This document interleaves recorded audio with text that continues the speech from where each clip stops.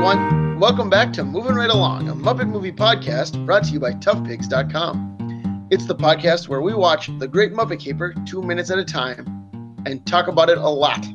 I'm your host, Anthony Strand. And I'm your other host, Ryan Rowe.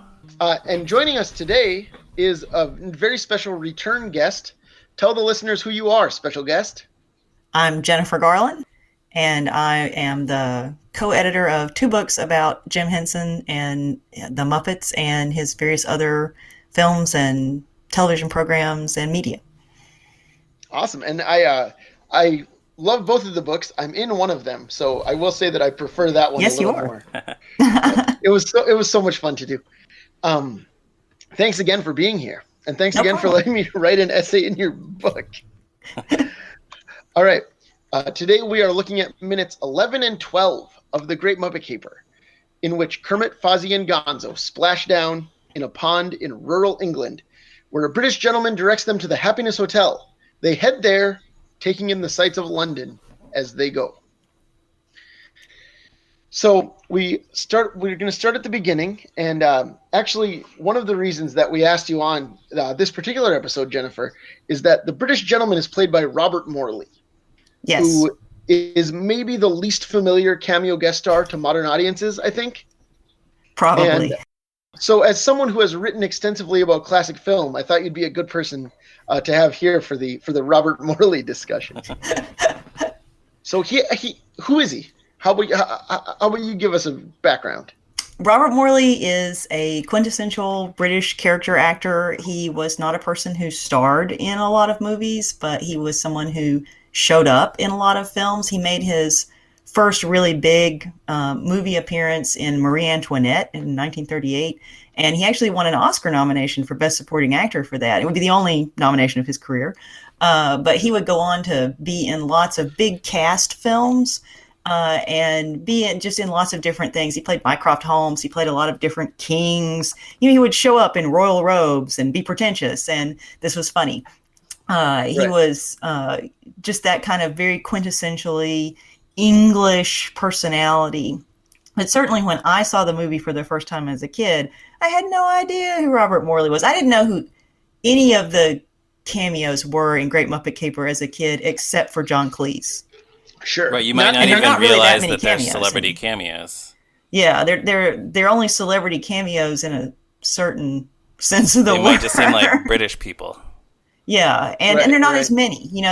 Muppet movie has so many. It's chock-a-block with cameo appearances by people whom even young kids recognized at that time. Gen Xers had seen these people on TV.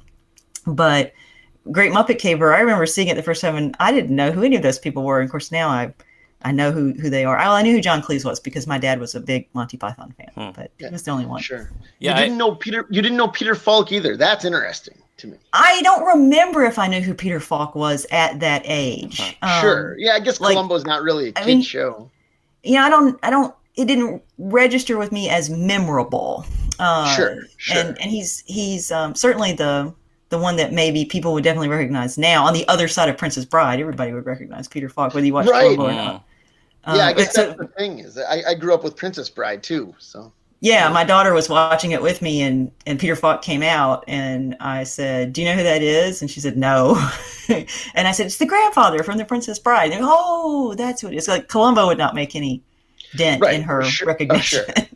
I do wonder if it was a deliberate choice on Jim Henson's part to have either fewer cameo stars or maybe slightly lower profile cameo stars, or if that's just kind of the way things worked out. It's hard to say. I mean, Robert Morley, to film fans, Robert Morley is very recognizable. He's in African Queen. He plays Katharine Hepburn's brother, but he's only in it for a few minutes before he promptly keels over.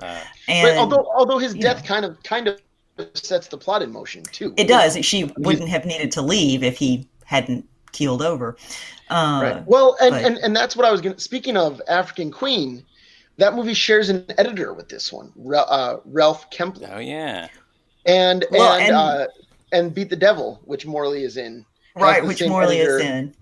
And the DP is Oswald Morris. So I wonder if one or both of those gentlemen had a connection with him, and that's how. Well, and Robert Morley and Diana Rigg were both in Theater of Blood.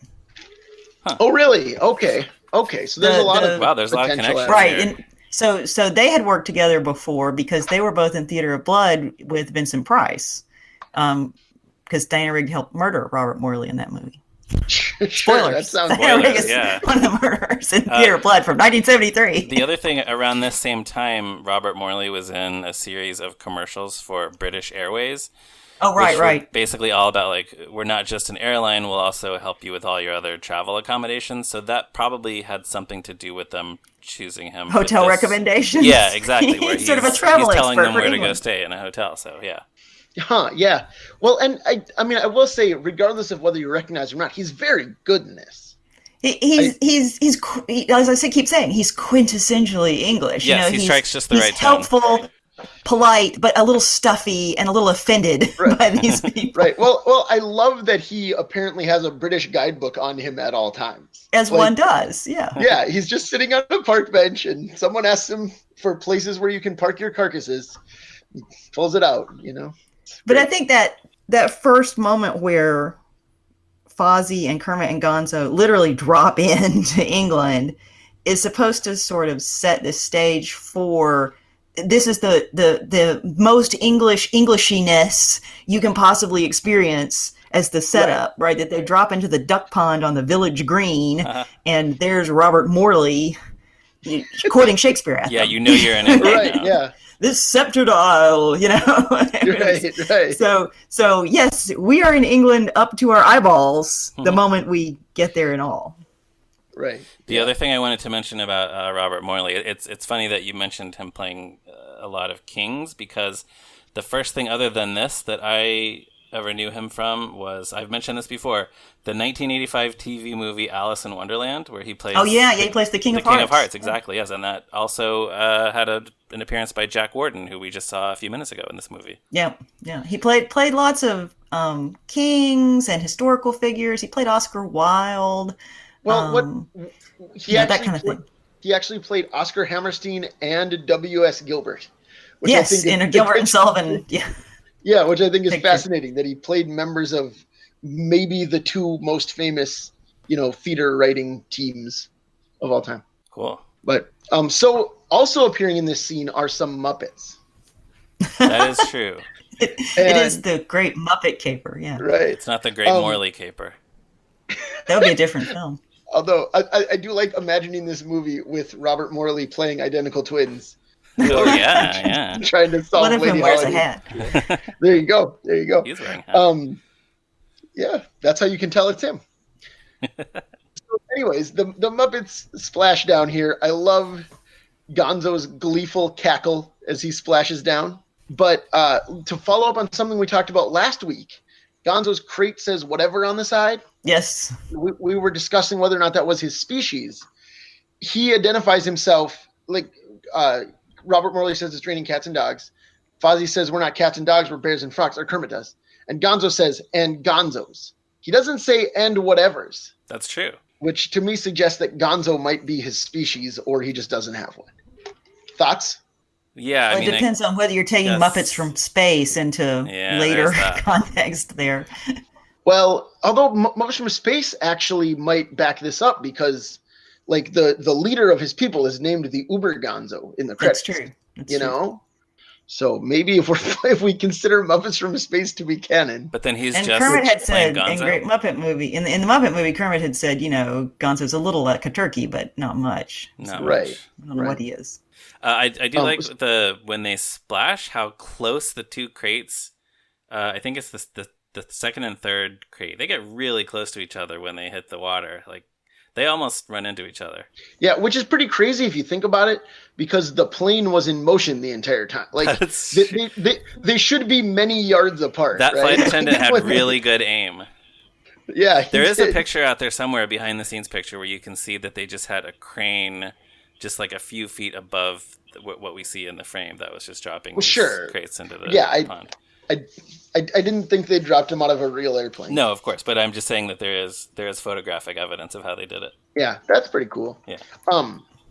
Well, and So it's a then, chance to do another one of those shots like from the Muppet movie. So you have puppets above water to make the audience wonder, how did they do that? Yeah. right. And it's sort of a puppeteering trick, but it kind of calls back to that moment in the Muppet movie where they had done kind of a similar setup. Right. Well, and this movie is full of the Muppets being thrown out of things. Oh, And, yeah. I mean, it's just like the recurring theme of the movie is Muppets are being tossed around constantly. It's throwing the three main characters and breaking the fourth wall, and that's just basically all the whole movie is. right. That's Yeah. it. And and spoiler, we'll see another one next week. So, Yeah. But so here's something that has always bothered me in this scene is, so in the wide shots when Kermit is asking about where they can stay, he looks very like he is radio controlled, right? There's no Muppeteer under the water. Right, there's a switch from the hand puppet. They go back and forth between hand puppets. You can kind of tell from the way his head moves. It's very obvious. Right.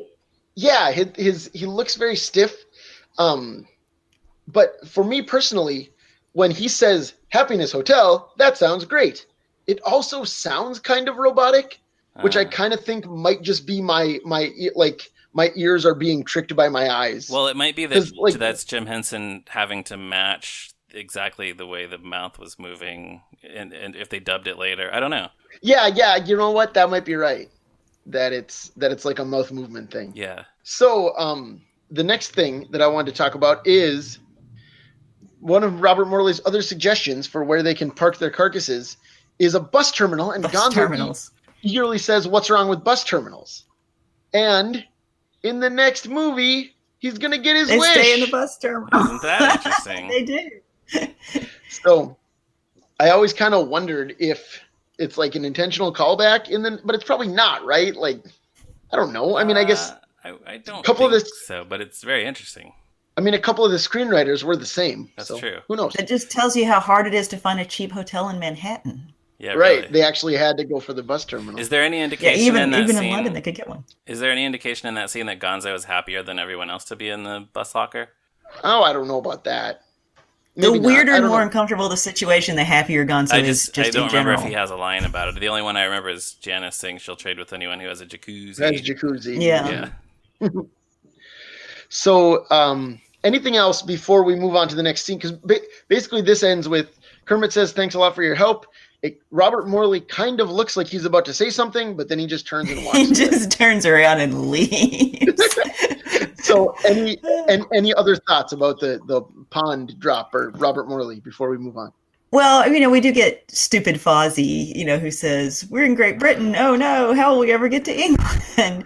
And that continues throughout most of the rest of the movie, honestly. But particularly in the England London setup stuff, Fozzie is completely clueless. He's a little dumb, right? Yeah. Well, it's funny because you would hear Muppet fans in the '90s, especially, talk about how Fozzie was too dumb. He's talking to his finger in Muppet Treasure Island. I think it's a pretty big leap from him getting geography wrong to talking to a man who lives in his finger, though. Yeah, well, that's true. But, or like, when Muppets Most Wanted came out, people complained about how the Muppets were all so stupid that they couldn't recognize Constantine. But in this movie, like, Kermit and Fozzie are both kind of stupid. That's like true. The whole thing about them being identical twins is in and of itself. Right, but like they are incompetent at their jobs also, like they take Gonzo's also a terrible photographer. He takes the worst pictures. He always misses whatever's important that's happening in the scene to take a picture of somebody's kneecaps or whatever. Right. So this movie is like Muppets Most Wanted is very much in the spirit of Great Muppet Caper, in that the Muppets are exactly as stupid as the plot needs them to be. Exactly, and it's just kind of a running theme of they just don't get it. Right. So what do they do now? I have one more thing before we move on. Go ahead, Ryan. In the July 22nd, 1980 draft of the screenplay, this cameo was specifically written as somebody else. Oh, really? Yeah. It was, according to the actual screenplay, it says, in his motion picture debut, looking a little silly in tweed knickers, this is Jim Henson.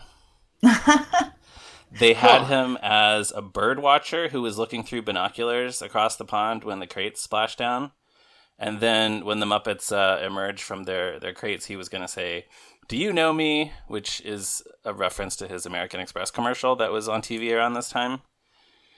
And then Kermit basically tells him the plot of the movie up to that point. Fozzie tells him to speed it up. And they ask Jim about a place to stay. And when they say they don't have a credit card to pay, he says, "Too bad.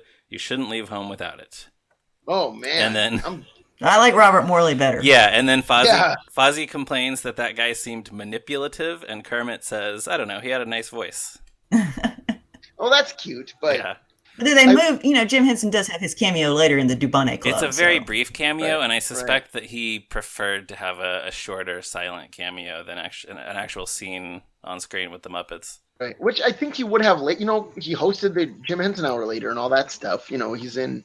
He has lines in Muppet Family Christmas Celebration of 30 just years. Seems like it took him a while to get more comfortable on screen. Right. Well, the other thing, and also that scene sounds a little bit too much like the joke in the Muppet movie where they hand Dr. Teeth the script. True. Yeah, like we don't need Fozzie catching someone up, on what's happened so far in every movie. Right. Yeah, it's a little. And they do draw attention to the fact that it is a movie over and over and over again already. Right. So. The Muppet movie has a lot less of that. A lot. Right. It was more novel there. Yeah. So then moving on, they take a bus and they tour London on their way to the Happiness Hotel. They go through Trafalgar Square. They see Nelson's Column. They see St. Martin in the Fields Church. I never knew who that was. I never knew who that statue was on top. And for some reason in my head, it was Napoleon, which doesn't really make sense. Wouldn't make any sense. Because it's Horatio, Lord Nelson. Well, I mean, he has the usual pose, like with his hand in his jacket, and he's wearing that hat. So, but that's because his arm was hideously injured in battle, and so he was actually... He's crippled, so he always has it tucked in like that. This is what I learned from looking it up, so I could know what we're looking at here. So you didn't know who that was until you just looked it up? I did not know that was Admiral Horatio Nelson. I knew that this was Trafalgar Square, but that's about it. You had previously learned it in Doctor Who in the Forest of the Night from season 8. Is that true? Because the doctor says, like, we're standing right by Nelson or whatever, and he looks up at it, and it's surrounded by trees, Oh, wow. I must have missed that somehow. He is kind of a big deal in England. Yeah, I can imagine. The Maritime Museum at Greenwich has a whole massive. Well, they used to. I haven't been in many years, but they used to have a massive exhibit about him. They actually had the uniform he was wearing when he was killed. Oh wow! It had his blood still on it. Yeah. Whoa. Yes. Gosh. Behind glass, you can hardcore. just stand there and go, "That's Lord Nelson's blood." So, yeah. And of course, and it's great because Fozzie says, "Is that the Eiffel Tower?" Yeah. Right. That's good. No. Good. Well, and again, no, it's not. Well, and then Fozzie also, he asks if bears are allowed in the water fountains. That is one of my favorite jokes in this movie. Well, it's and not I even like really a joke. Bears are not, but nobody else is either. So nobody's allowed to get in the fountains. But I wonder if Frank ad-libbed that, because Kermit says what, and he says the exact same line. I think that's why I like it so much. It's just the same line, repeated. Are bears allowed in those fountains? What? Are bears allowed in those fountains? No, I don't think so. It doesn't seem like the kind of thing you would script. Apparently they do have problems with those fountains, though, with tourists who try and put their feet in them all the time. So sure, yeah. It's not that dumb a question on Fozzie's part, because apparently... Tourists try it all the time. People are allowed in those fountains. Yes, and they're not. And then next, Fozzie, Gonzo asks what the name of the river is.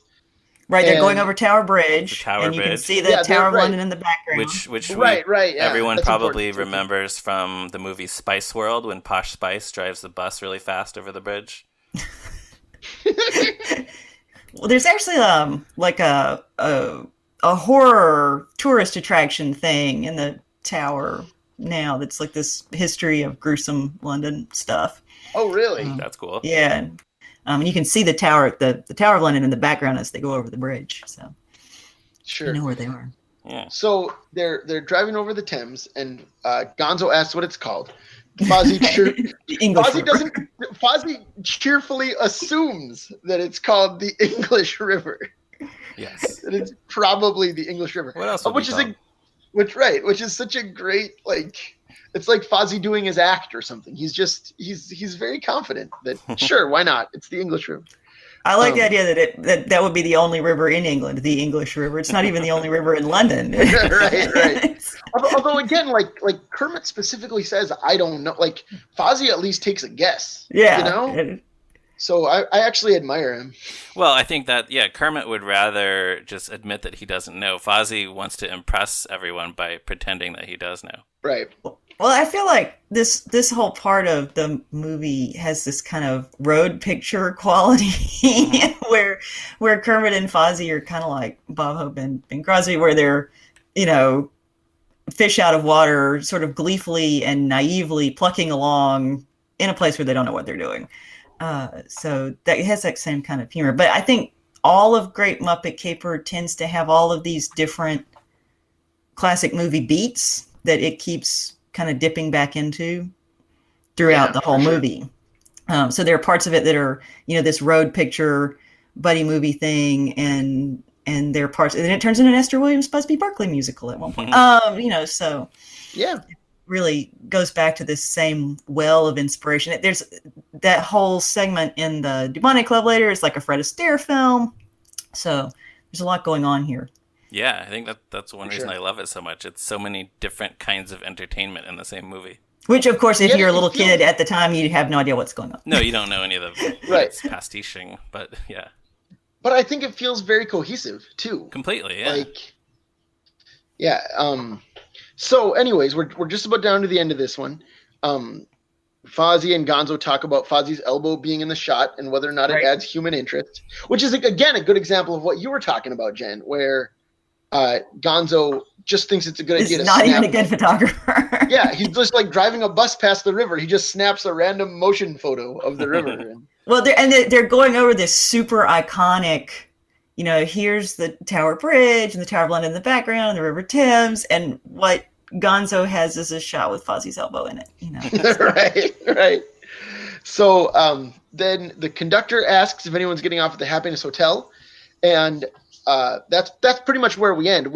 They don't get a chance to respond, but the conductor, we should note, is played by Tommy Godfrey, he gets started on like every British TV show in the 60s and 70s. He was a regular on the sitcom Love Thy Neighbor for 7 seasons. That's probably what he's best known for. He was not one of the main neighbors. He was one of the supporting neighbors. And he was on an Avengers, but not a Diana Rigg one. It was an Honor Blackman one. And he was on The Goodies, one of my favorite British sitcoms. He guest starred on that one time, among many other things. This is towards the end of his career. He died in 1984. So a tip of the hat to Tommy Godfrey as the bus conductor. Well, yeah, I had no idea he had such a resume. Yeah, I mean, that's one of the great things about doing this podcast is I'd never thought about him. Right. And it's just fun to find out who all these people are that worked with Muppets, So that's the end of these minutes. Any final thoughts before we close? Jennifer, I'll start with you. I love that, Robert Morley just immediately starts quoting Shakespeare at them as soon as they arrive in England, because apparently that's what you expect people to do in England, is quote Shakespeare at you. And that is, by the way, from Richard II. So okay, great, yeah. That's his whole little spiel about the jewel of the... Well, the Jewel of the North Atlantic is not in the Richard II spiel, but the monologue. But it's this sceptered isle is from Richard II, and then he goes on to say this realm, this blessed place, this England. So it's a long, descriptive paragraph about how great England is. Very classy. Of course, the Muppets are all about class. Yes. Sure. Yeah. All right, Ryan, how about you? Anything? Yeah, well, one thing I just wanted to mention, this music cue that we hear when the bus is traveling is just called The Big Red Bus. And I'm pretty sure Joe Raposo wrote it just by himself. And I just think it suits the mood of this scene perfectly. It's kind of light and whimsical, but it kind of feels like, yeah, let's see what's out there. And then the other thing is another thing from that July 22nd draft of the screenplay, actually Statler and Waldorf were also on the bus. And that's fun. Yeah, they have a couple of little exchanges, like they talk about how to pronounce the name of the river.